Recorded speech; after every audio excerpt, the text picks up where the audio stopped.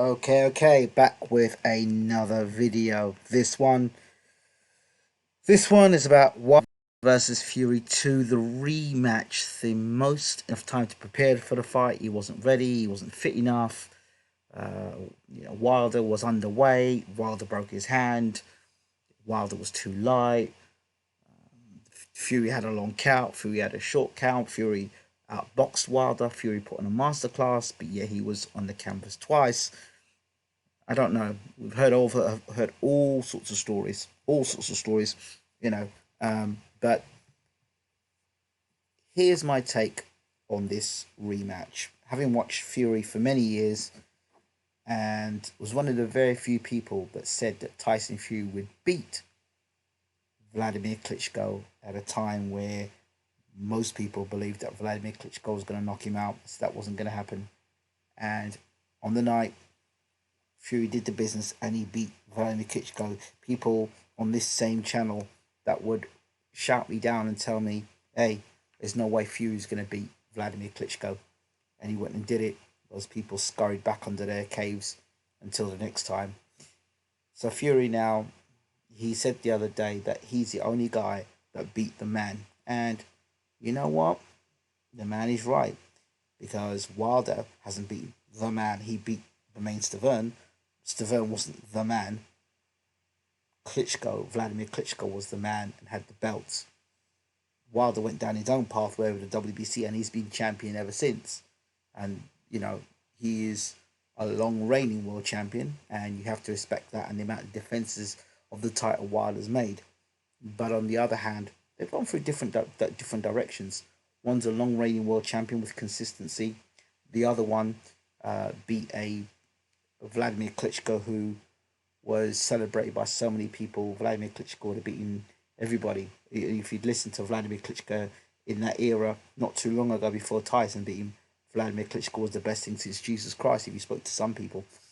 But the realists realised that Vladimir Klitschko was limited and the opposition he was fighting, some of the people who was fighting was pure trash.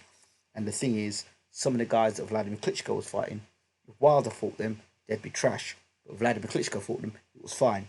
So I think there's always a lot of unbalanced views, and I just try and keep it as balanced as possible, not bringing color or race into the issue, but just seeing things as they are. Boxing fans can be emotional, I understand that, but I try not to be as emotional. One of the beautiful things about having this membership system now is that we don't have trolls charging the channel talking a whole heap of stuff, but yet we have our members able to come in and say what they have to say, which is brilliant. And it's in that sense, a troll-free channel. So let's talk about this. If Deontay Wilder is able to time Fury movement, it's a wrap. It's as simple as that. If Deontay Wilder is able to stay composed in this fight and is able to time Tyson Fury, yeah, he times Tyson Fury, this is what happens. Simple as that. It's not rocket science. If Wilder is able to time Fury, time him when he's got his hands behind his back and he's doing, and Fury, for me, I don't care what Sugar Hill does with him, he's revert to type. He's gonna revert to type because he's always been a nervous starter. Fury, if you look at him, and I've said it over and over again about Tyson Fury, he always gives you a chance. In all of his fights, Fury will give you a chance where he switches off. He gives you an opening. Twice he switched off, twice he got knocked down. And there are things that he might not be able to get away with this time. Like when he wipes his nose, Fury has a tendency to wipe his nose. That's where he got knocked down. Fury voluntarily backs himself to the ropes. And he ducked into the left hook that dropped him. I notice everyone talks about Wilder rising in the 12th round, Fury rising in the 12th round. But that was a tied Deontay Wilder in the end of 11 coming into the 12th round that dropped Tyson Fury. I also want people to know and remind them that before that sequence of punches, that dropped Fury. Go back and look at the tape. Fury lands a hard right hand on the jaw of Deontay Wilder. Wilder walks through that right hand, that beautifully timed right hand of Fury, to land what? Combination drops Fury. Look at the sequence. Fury lands a good shot, backs up, gets caught with a combination, gets dropped. And he didn't even get hit cleanly with the right hand. And Fury goes over. All that movement Fury does, all that stuff, that herky-jerky stuff, can be stopped with a jab to the body. Remember, their head moves, but the body itself, the chest, the stomach, that stays still. All his head movements, all is doing all stuff, but the body doesn't go anywhere. Shoot the jab to the body, the right hand to the body, to the chest. Fury's going nowhere. And if Fury is timed the fight to wrap. Because outside of that herky-jerky movement, what does Fury do? Outside that herky-jerky movement, okay? And through the fight, Wilder was getting closer and closer to Fury. Now he's actually preparing at the moment, Wilder, with a guy who's got the movements, who's doing things like Fury, the herky-jerky stuff. Fury's got two ways of fighting this fight, right? Two ways. He's got the herky-jerky movement there. And the herky-jerky movement is, in my opinion, overrated. It's something that Vladimir Klitschko does. Okay, that herky-jerky stuff is to make you uncomfortable throwing punches because you not know what's coming back. That's an old school thing. It's actually called the shake. Okay, herky-jerky is actually called, the technical term is it's called the shake. Okay, it's the shake. You're shaking. Okay, you're shaking and baking. All right, so it's just to keep, when you're boxing someone and you're shaking, that's like a feint, kind of like a feint. It makes fighters commit, and then when they commit, you're ready to let your right hand or your left hook go. It's to keep you always on your toes all the time. That's what the shake and bake's all about. You know, shaking and baking with that right hand. Do you understand? Or that left hook. Shake and move into position and land your shots. That's all that what shake and bake is all about. Now, that's all well and good, shaking and baking. What do you do after that? The other thing Fury does is the whole old school barroom brawl, which he did. Fights with Steve Cunningham and Devon Pychek. Those are two fights in particular where Fury turned things into a barroom brawl. Where he said, right, you know what? My boxing ain't working. I'm going to take my tuck up, put my hands up tight, and walk you back. And that's fine. But Fury will walk onto shots that way as well. Another thing that Fury needs to be aware of, that he may or may not be aware of. You see, that's the worst Deontay Wilder, because Wilder went out nervous, but he also went out there trying to knock Fury out from round one. He was just looking to land the big right hand. He wasn't setting anything up, just looking to land the big right hand and send Fury to sleep, because he was infuriated by Fury. Fury got inside of Wilder's mind. Big fight. Fury had been in big fights before. He had the big fight with Klitschko. Wilder had nothing like that in his career. Do you understand? And like I said, when he was on that whole Malcolm X, Marcus Garvey, whatever, that tip he was on, which is fine, and trying to get all political and make a point, that's fine. The only problem with that is you got a boxing match. Talk that stuff afterwards. Yeah, he was very emotionally charged for the fight, so he wasn't setting his punches up. All right, he wasn't timing his punches. He was trying to land big shots, just going like, I'm just gonna knock you out. I'm gonna knock you out. Okay, but this time I believe he'll be a lot more. He'll be sharper. He'll be more on point. And you've seen Wilder in rematches. So if he times Fury, the fight is a wrap. Believe me, it's a wrap. I'm talking to you guys about the Luz Ortiz fight. And I said to you all, Luz Ortiz is looking fit. Luz Ortiz has got new hairdo. Lose Ortiz is dangerous to the left hand. Lose Ortiz is this. Lose Ortiz is that. I said, wait. Let's see what happens when Wilder lands the right hand. What happens? All over. The same Luis Ortiz, the same people backing Luis Ortiz and calling him a bogeyman. And when I ask them, who's Luis Ortiz beaten to be a bogeyman? They can't answer me. So now we have a situation now with Tyson Fury. That should Wilder beat Fury, the Fury fans will say he shouldn't have left Ben Davison.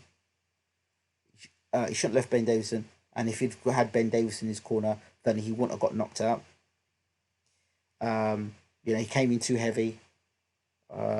Bad tactics. Look, Tyson went to Sugar Hill. He's a grown man. He understands the sport of boxing. What do I know Sugar Hill? From what I know Sugar Hill is, Tyson has spent that much time with Sugar Hill, and it was a long time ago. And Sugar Hill was still a young boy at the time. So Sugar Hill, now the man, was a boy when Fury met him.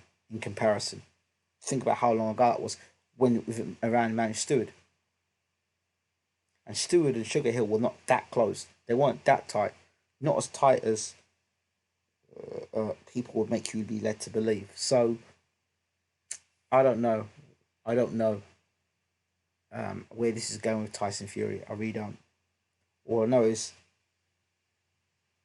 the last time Wilder didn't connect properly and he still dropped Fury twice. Let him connect cleanly with that right hand this time round.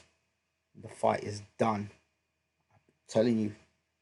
So Fury better make sure he don't get timed in this one. Alright? For 12 rounds, he's got to be switched on and find a way not to get nailed by Deontay Wilder. Because this time, I believe Wilder's going to come in heavier. I believe he's going to be more accurate. I don't believe he's going to commit the same way he committed before. That's why he got caught with the sort of punch he was getting caught with in round one and all of them rounds, because he was committing in a certain kind of way. He's committing to try and go for the knockout. Won't see it this time.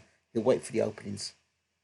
And Fury will give him openings. In the worst possible, Deontay Wilder was able to knock Tyson Fury down. You better be darn sure in this rematch he's going to knock him out.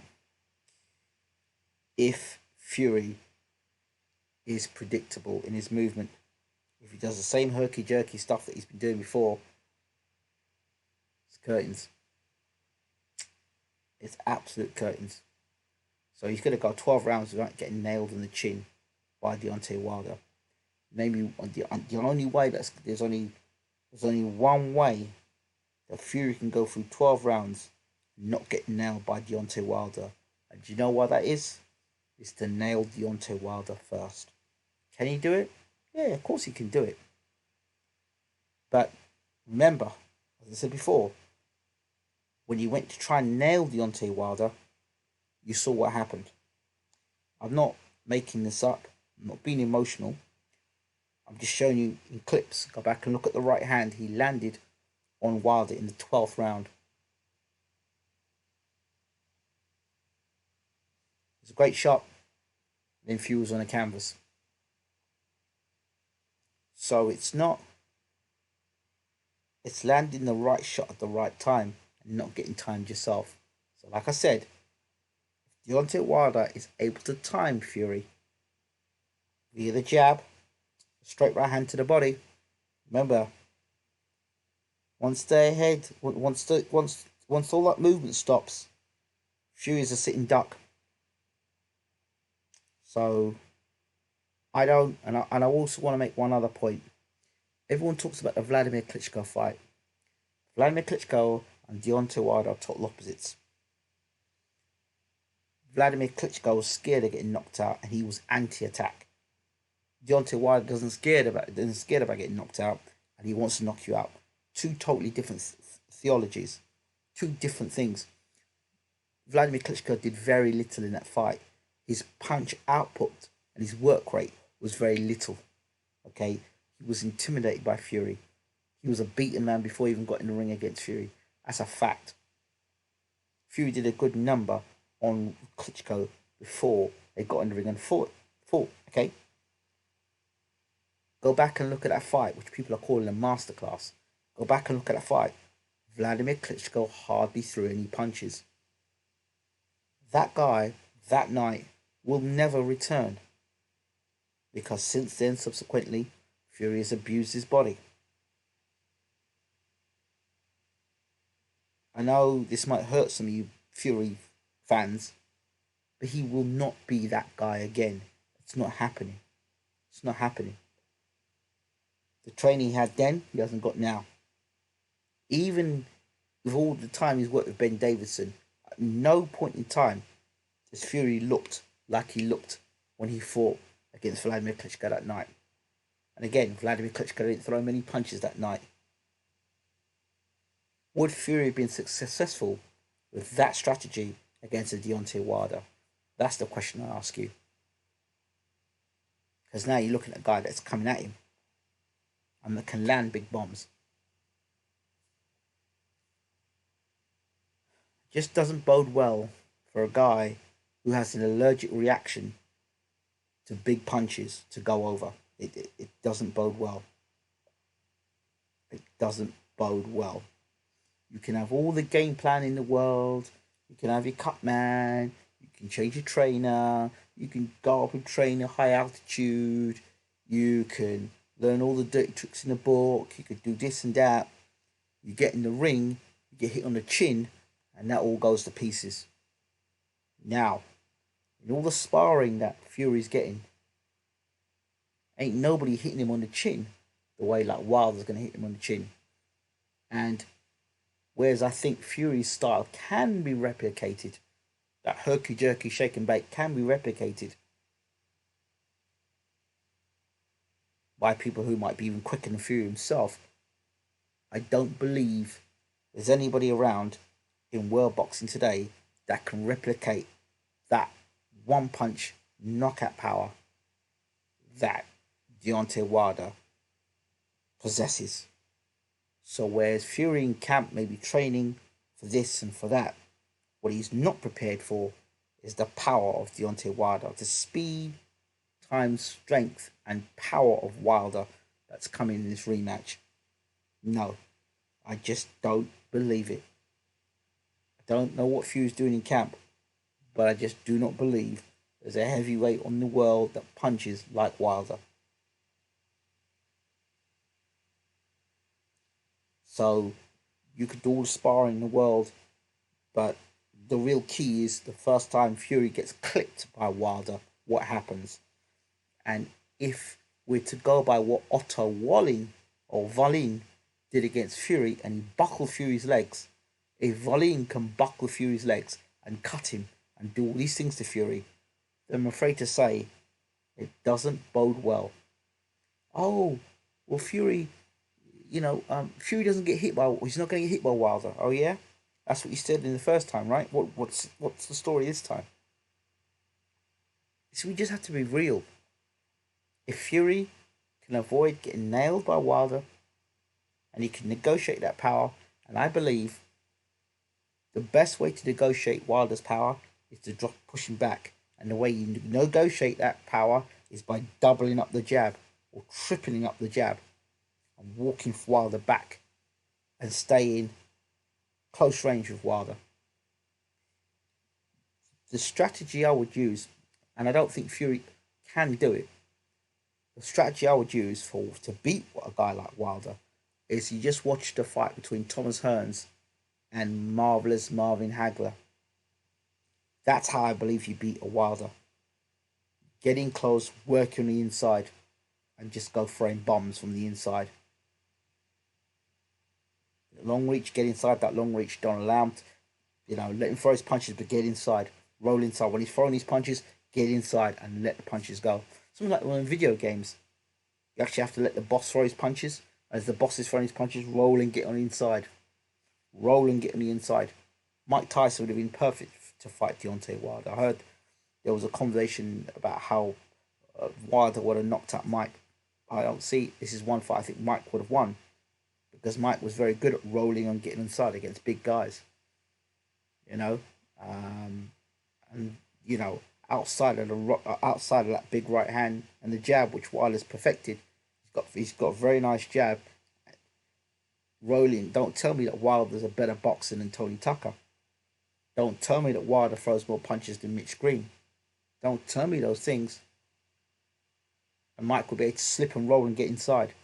And when Mike slipped, rolled, and you missed, Mike may punished you. How many knockout reels have you seen of Mike making these big guys miss and him then being clobbered? So I do say a lot of things about Mike, right?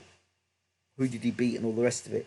But style for style, Mike v Wilder would be like Hagler v Hearns. 3 rounds of absolute carnage. Wilder coming out throwing bombs and Tyson bobbing and weaving.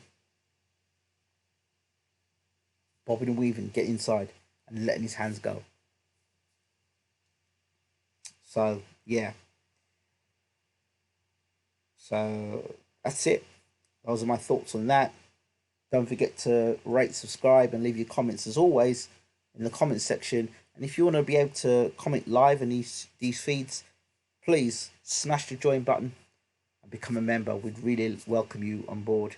I just believe that it is better to have a channel troll free and have members than to have free for all where people come in and have abused the channel in the past. So this is the way we're moving forward with it, which is absolutely beautiful. I hope you're enjoying this. I hope you love the shows. And please do subscribe and share the video as always. And I look forward to speaking to you all when I do my next live gaming show. For members, don't forget to use the community page and post the videos that you'd most want to see. And yes, I will be doing live commentary of Wilder versus Fury 2. And also, that will be members only. So we will do a members only stream, so the members can jump in and leave their comments in the comments section. Again, we can have a great night of boxing and live commentary without any trolls in the house. So, don't let them win. My final point to make of the night is to check out my good friend, Josh Sanderland, who's fighting Cash Ali. Yes, Cash Ali, the guy that bit David Price. Josh Sanderland, he's just come off of fighting in the Ultimate Boxer 6 tournament. You can check that out on YouTube. Josh Sanderland now. I went to see Josh not too long ago. And now he's taken on a nickname that I've given him, Smoking Josh Sanderland. So check out, get to know more about Josh Sanderland in the videos that are out there. Check out Justin Jones, a heavyweight out of Corpus Christi, Texas. Check him out. Also check out Tanya, a young lady I've been doing a lot of work with recently. So check her out as well. She's got a fight coming up shortly in Canada. So I'm really looking for big things from her. She's 3-0 and she's been sparring with some of the best girls in the world. Been watching her a while. So check and look at Tanya as well. For those who are gamers, do check out our FIFA section and do join us on the live FIFA feeds. Of course, don't forget to smash when you smash the subscribe button, make sure you hit all so you can get all the latest BWTM sports and gaming news and videos. Okay, that's about it. Please do also share this video. Much love to you all. We shall speak soon. Take care. You've been watching BWTM Sports Gaming. Subscribe now.